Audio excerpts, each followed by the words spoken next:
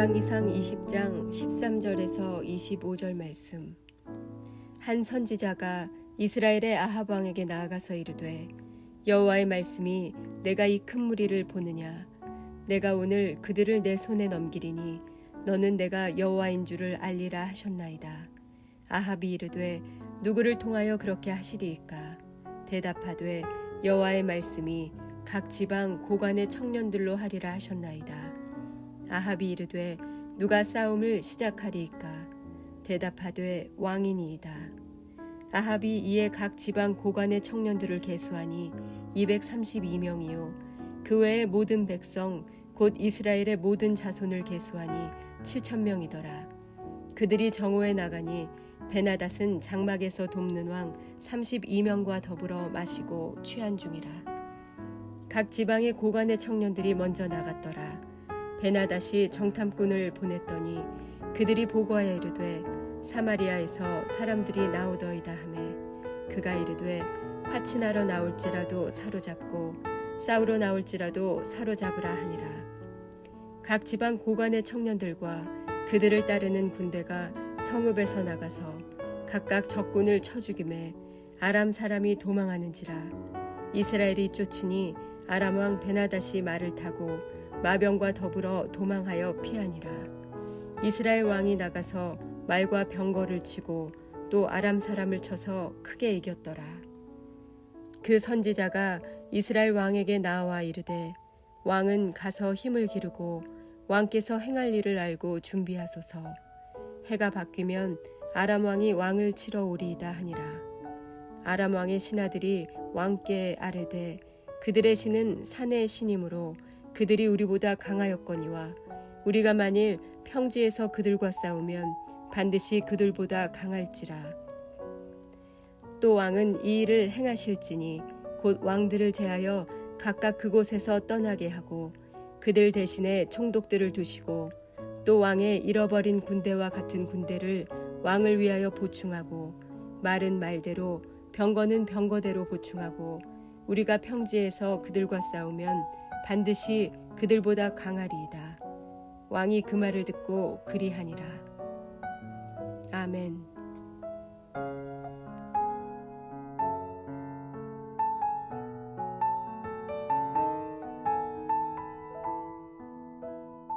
함께 기도하겠습니다.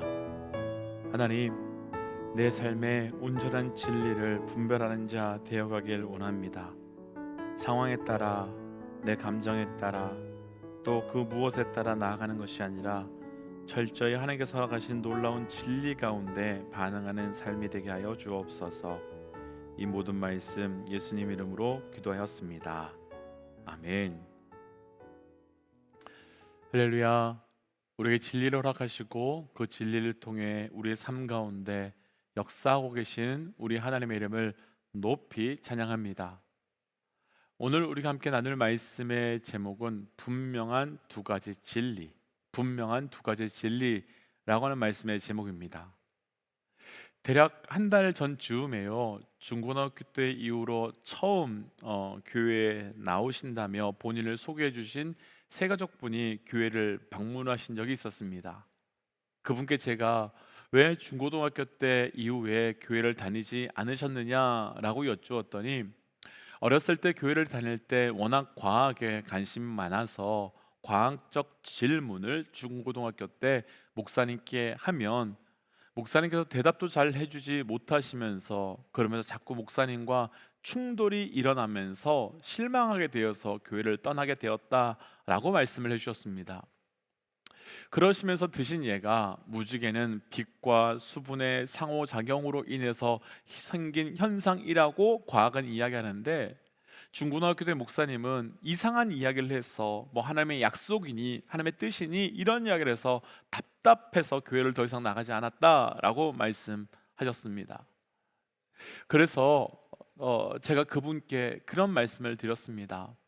분명하게 기독교는, 그리고 성경은 비논리적이고 비이성적인 것은 맞다. 그래서 과학적으로 보면 신앙과 믿음의 사람들은 비논리적이고 비이성적으로 보이는 것이 맞다. 부인할 수 없다. 그러나 신앙과 말씀은 비논리적, 비이성적인 것이 아니라 논리와 이성을 뛰어넘는 초논리적, 초이성적이고, 교회에서는 초논리적이며 초이성적인 것을 진리라고 표현한다. 그리고 진리는 현상에 집중하는 것이 아니라 진리는 메시지에 집중하는 것이다. 그래서 하나님께서는 과학을 통해서는 무지개의 현상도 보도록 하시겠지만, 신앙과 믿음은 무지개를 통하여 주시는 메시지, 곧 진리를 보게 하는 것이다. 그래서 진리를 알게 되면 메시지를 보게 되고, 메시지를 보게 되면 과학의 이성과 논리가 더 분명해질 것을 경험하게 될 것이다 라는 말씀을 설명드린 적이 있었습니다. 조금 장황한 이야기지만요, 결국 우리의 믿음의 핵심은요, 진리이고요, 그 진리 안에서 우리의 삶을 풀어가야 하나님의 역사가, 하나님의 그 일하심이 이해가 될 수 있는 겁니다. 그런 측면에서 오늘 말씀에서는 조금 이해가 되지 않는 하나님의 역사가 펼쳐지는데, 이 말씀을 통해서 우리가 반드시 기억하고 붙들어야 하는 진리가 무엇인지를 함께 묵상하고, 그 진리를 통해 우리의 삶의 현상과 메시지를 풀어가는 영적 은혜가 있으시기를 주의 이름으로 축복하며 도전합니다. 분명한 두 가지 진리, 첫 번째는요, 우리 사람을 향한 진리로요, 13절 말씀입니다. 13절, 한 선지자가 이스라엘의 아합 왕에게 나아가서 이르되, 여호와의 말씀이 내가 이 큰 무리를 보느냐? 내가 오늘 그들을 내 손에 넘기리니 너는 내가 여호와인 줄을 알리라 하셨나이다. 아멘. 어제 말씀에서 아합 왕은요, 아람 왕 벤하닷에게 표현하기 어려운 수모를 당하였고, 뿐만 아니라 지금 아합 왕은 바로 바람 앞에 등불 같은 상황에 놓이게 되었습니다. 그런데 어떻게 보면요, 이런 상황은 당연할 것 같습니다. 왜냐하면요, 아합 왕은 온갖 악을 다 저지른 왕이고요, 이스라엘 바알과 아세라의 우상 신전을 세웠고요, 바알과 아세라의 데모라고 할 수 있는 그 이세벨과 결혼할 정도로 온갖 악을 저질렀고 온갖 죄를 저질렀던 사람이기에 벌 받는 것 합당하지요. 그럼 우리가 이런 죄를 지었던 사람들 앞에 다음에 상상하고 기대할 수 있는 것은, 아합 왕이 아람 왕 벤하닷에게 공격을 당해서 생명이 위태롭게 되었다, 혹은 그런 상황 속에서 자신의 죄인됨을 깨닫고 회개하였다, 이런 두 가지 모습을 상상할 수 있을 것 같습니다. 그런데 오늘 말씀은 우리가 생각한 것과는, 그런 모습과는 완전히 다릅니다. 아람 왕 벤하닷에게 그런 조롱을 당했습니다. 그리고 자녀들을 비롯해서 아내까지 모든 것을 다 내놓으라고 하는 말도 안 되는 요구도 받았습니다. 그런데 그 요구를 백성들 때문에 거절했습니다. 그럼 이제 죽기 직전의 상황이 있지요. 모든 것이 완전히 무너지기 직전의 상황입니다. 하지만 바로 이때 하나님께서는 한 선지자를 아합 왕에게 보내주셨고, 하나님께서 아합 왕과 이스라엘에게 아람 왕의 그 무리를 넘기시겠다고 말씀하십니다.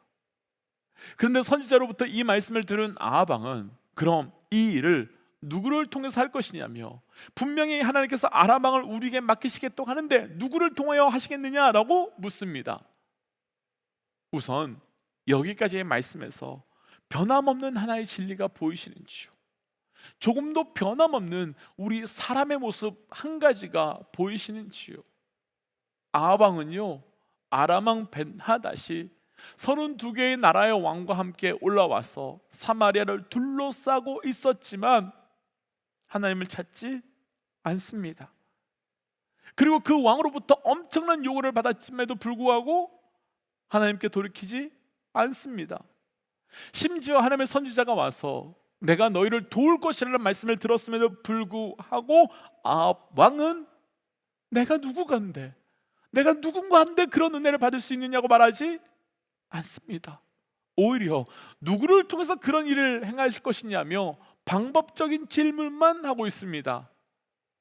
아합 왕은요, 지독하게도 하나님께 돌이키지 않습니다. 아합 왕은요, 끈질기게도 하나님 앞에서 엎드리지 않습니다. 그리고 무엇보다도 끝까지 자신이 죄인이며 자신의 죄 때문에 이렇게 되었다는 것을 인정하지도 못하고 인지하지도 못합니다.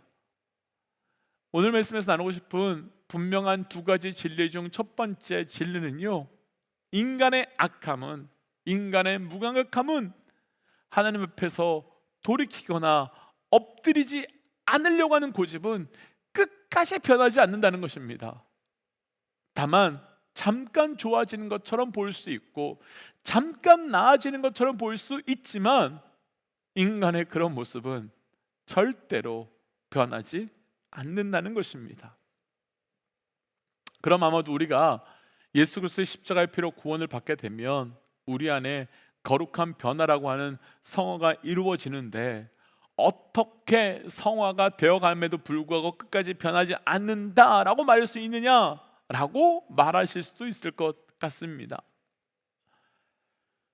여기서 우리 신앙의 방향을 먼저 분명히 정리해야 할 것이 있을 것 같은데요, 우리 신앙은 이 땅에서의 목적, 이 땅에서의 성화의 방향은요, 변화가 아닙니다. 1년 전에는 저런 모습이었는데 지금은 예수로 인해서 이렇게 되었다가 이 땅에서의 변화, 이 땅에서의 성화가 아닙니다. 이 땅에서의 변화와 이 땅에서의 성화의 목적과 방향은 내가 죄인됨을 인정하는 겁니다. 그러니까 처절하게 내가 죽을 수밖에 없는 죄인임을 인정하고, 그래서 그 은혜 없이는 살아갈 수 없다고 고백하는 것, 그것이 바로 성화이며 우리 삶에서 이루어나야 되는 거룩한 변화입니다.